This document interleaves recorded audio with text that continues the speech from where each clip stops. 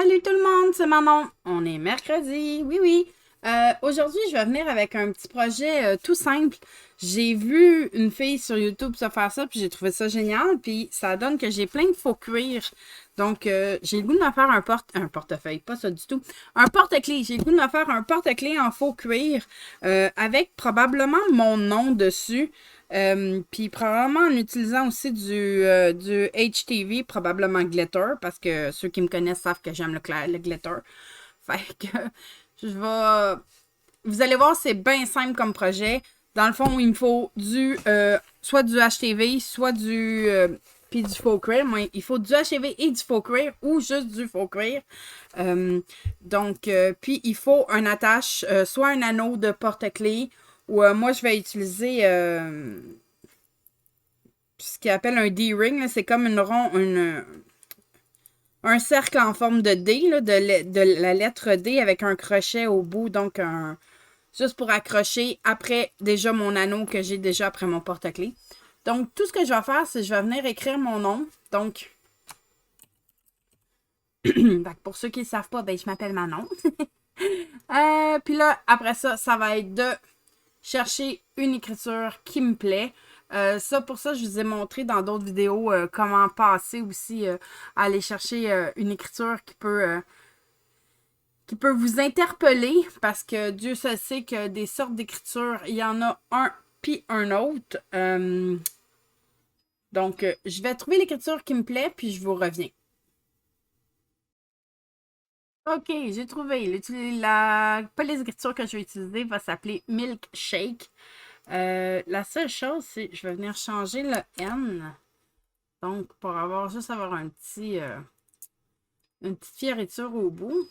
Et je vais venir tout de suite la welder parce que vous voyez là, comme si on regarde ici, si je zoome. Si vous regardez ici, là, dans le A, vous voyez clairement la ligne de coupe. Donc, la machine va couper ici. Donc, si je fais ici souder, donc welder, et voilà, vous voyez la ligne, elle a disparu. Donc, ça va couper vraiment autour de. Donc, maintenant, c'est sûr que je ne veux pas ce grosseur-là. Là. Maintenant, pour faire le porte-clés comme tel, ce que je vais faire, c'est que je vais venir utiliser le décalage, donc le offset. Puis, je vais faire quand même un décalage d'une bonne grandeur. Donc, oui, je vais le laisser par de base. Tiens, je vais m'essayer avec 0,25. Tiens, je vais l'appliquer comme ça. Ici, c'est sûr que les couleurs n'auront pas vraiment beaucoup d'importance puisque c'est le résultat. C'est ce que vous allez mettre sur votre tapis qui va compter. Donc, mon Manon ici, je vais le garder, je vais le mettre de côté parce que celui-là, j'y toucherai plus. C'est ici, avec ça ici, que je vais aller travailler. Donc, je vais avoir deux épaisseurs. Donc, ce que je vais faire, c'est que je vais venir reproduire celui que j'ai déjà ici. Donc, en cliquant soit reproduire ici, soit en faisant clic droit. Je vais venir l'aligner. Donc, j'ai sélectionné les deux et je vais centrer. Et le premier sur le dessus, je vais faire la symétrie. Je vais symétrer axe vertical. Et juste avec ma souris, ben en fait, non, je n'ai pas besoin. Je vais venir juste le tasser de l'autre côté ici. Et ce que vous pouvez faire, c'est sélectionner les deux et aligner soit haut, soit bas. Donc, je vais faire le haut.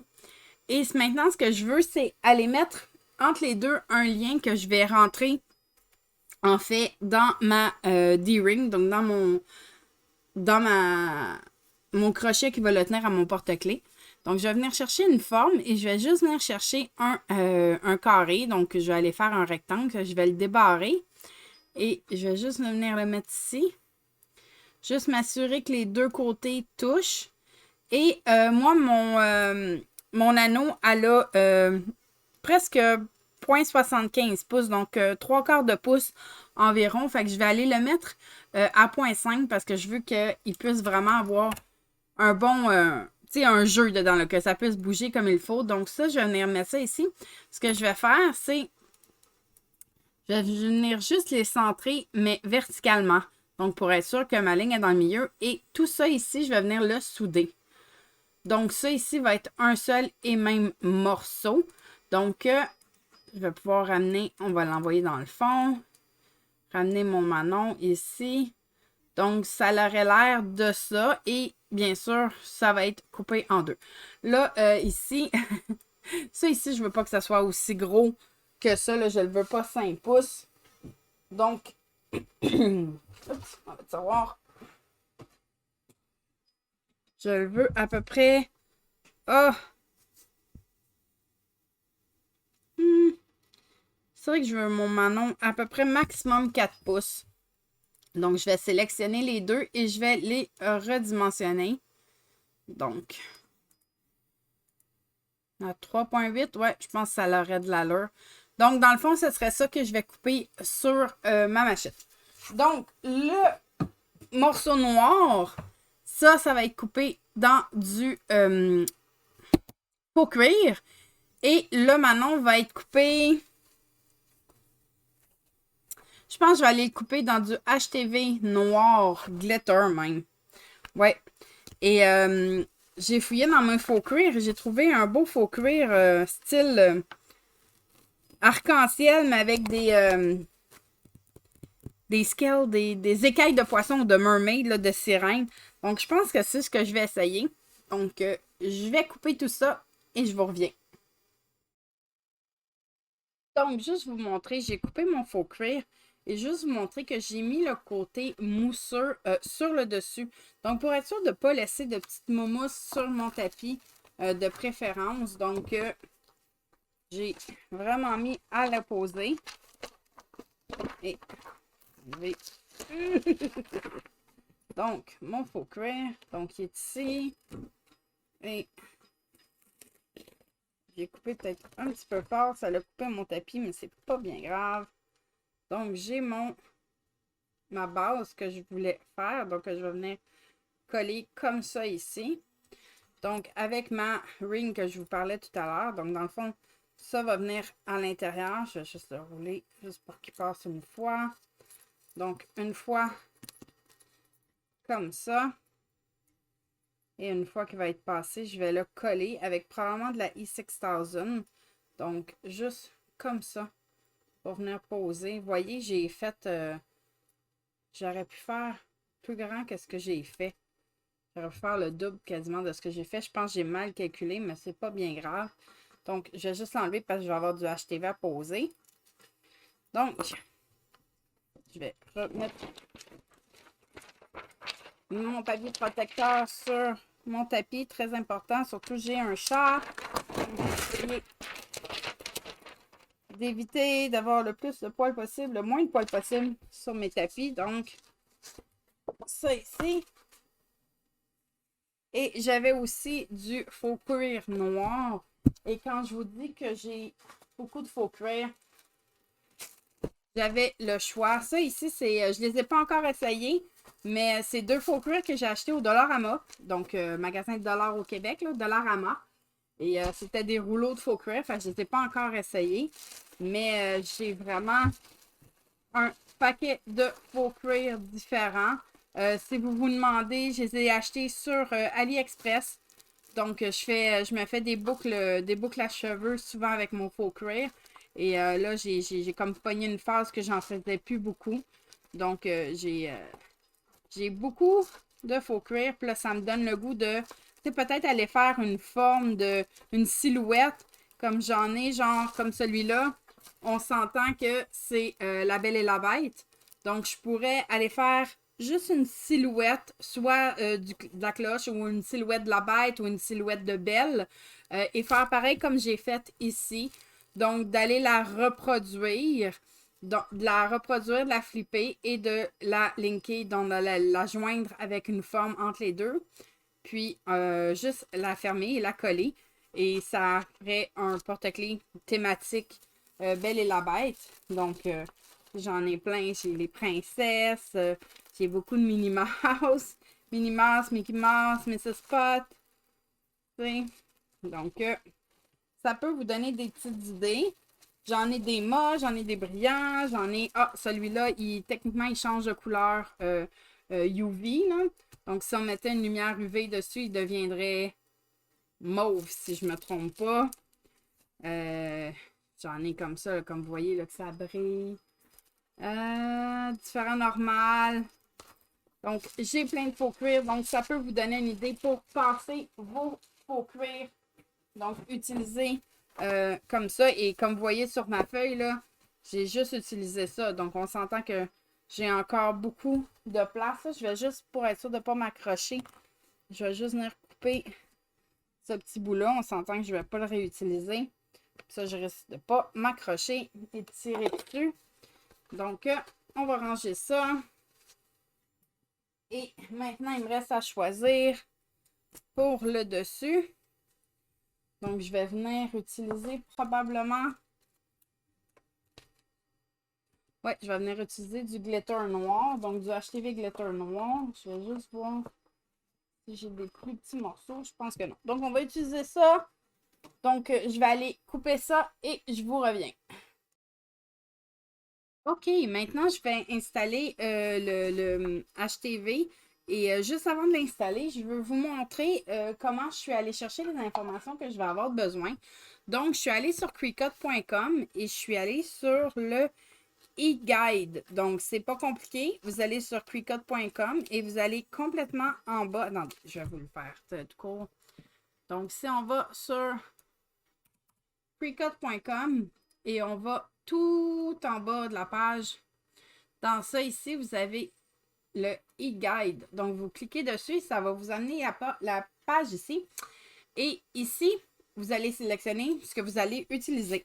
Donc, moi, c'est ça que je trouve pratique parce que là, j'ai la mini. Donc, la mini, je ne savais pas, il n'y a pas de température dessus et je n'étais pas sûre à quelle température je devais la prendre. Donc, je vais aller à Cricut Easy Press Mini. Donc, c'est ça que je vais utiliser. Qu'est-ce que j'utilise comme matériel? Ben, du glitter iron-on. Et sur quoi est-ce que je le mets? Ben, je le mets sur du faux cuir. Donc, j'ai choisi glitter iron-on et faux cuir et je fais appliquer. Donc, ça me donne exactement les informations que j'ai de besoin.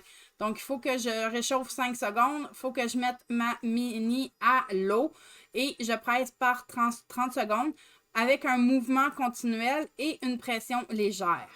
Donc, ça vous dit qu'est-ce que vous avez de besoin. Et là, ma mini est prête. Donc, je vais juste aller...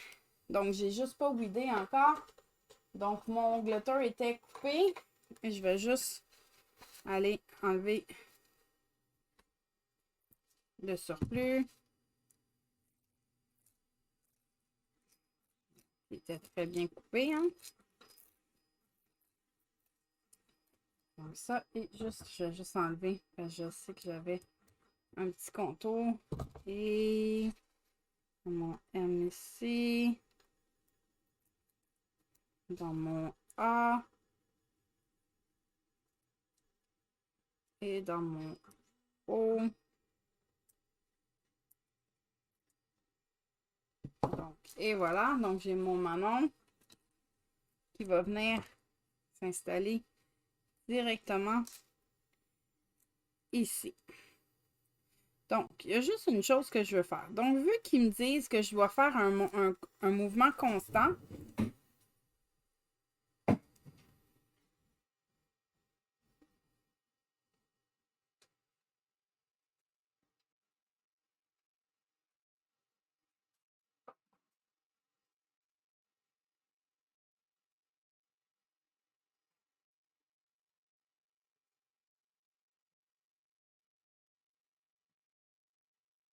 OK, comme qu'ils me disent que je dois faire un mouvement constant, je suis allée me chercher un petit morceau de papier parchemin pour mettre par-dessus.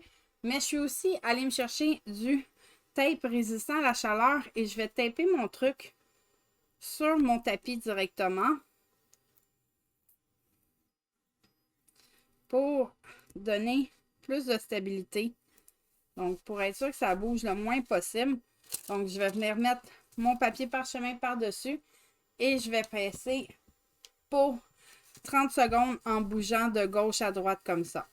Alexa, minuteur, 30 secondes. Ah, c'est bon. Commence maintenant.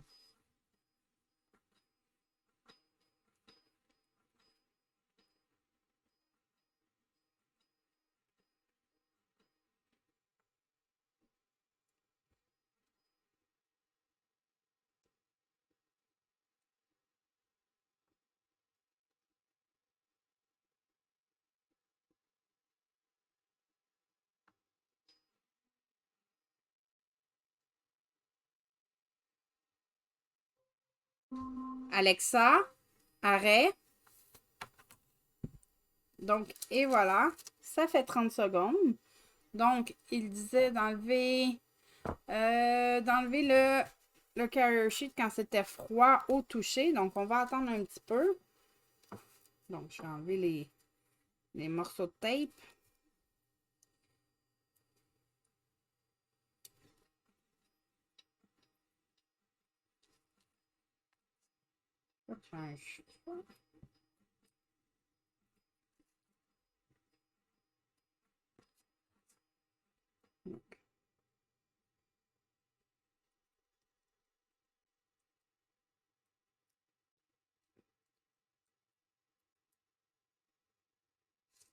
Donc, et voilà.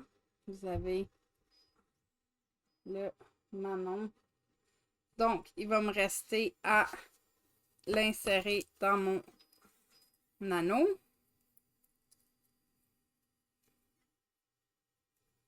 Juste comme ça. Et d'aller chercher ma colle et de coller le tout comme ça et de le laisser figé. La colle que je vais utiliser, c'est de la E6000. Donc, je vais vous montrer la colle.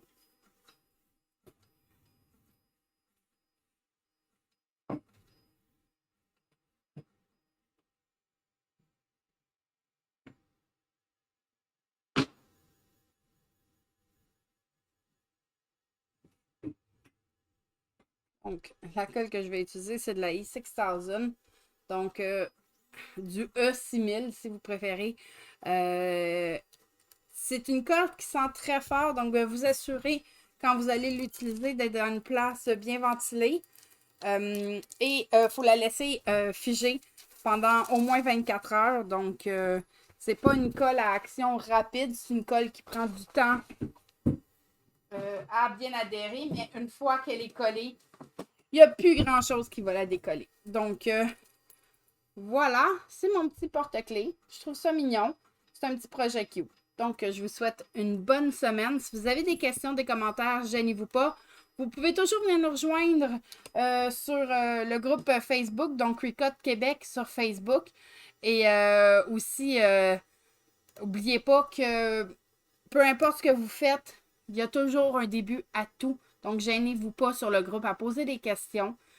Et j'aurais peut-être une petite faveur. Si jamais vous avez des choses à acheter sur le site de Cricut, parce que vous savez qu'à toutes les semaines, il y a des ventes différentes. Comme en ce moment, il y a certains produits qui sont à 40%. Sinon, il y a les bundles, souvent qui sont en rabais, qui vaut la peine. Mais si jamais vous voulez aller magasiner sur le site de Cricut, si c'est possible de passer par mon lien affilié, s'il vous plaît, ça serait super apprécié. Moi, ça me donne une petite commission. Puis c'est avec ça qui me permet de continuer. Même si je reçois énormément de stock de Cricut, il y a des choses que c'est pas Cricut qui me fournit. Comme du faux cuir comme ça, c'est pas eux qui me fournissent. Donc, ça me permet de m'acheter des petites choses pour faire d'autres vidéos. Donc, si vous appréciez mes vidéos, un petit like, un pouce bleu, un petit partage. Venez nous rejoindre sur le groupe Facebook. Moi, je vous apprécie énormément et c'est grâce à vous si je continue à le faire. Donc, je vous souhaite une super semaine. À la semaine prochaine. Bye bye!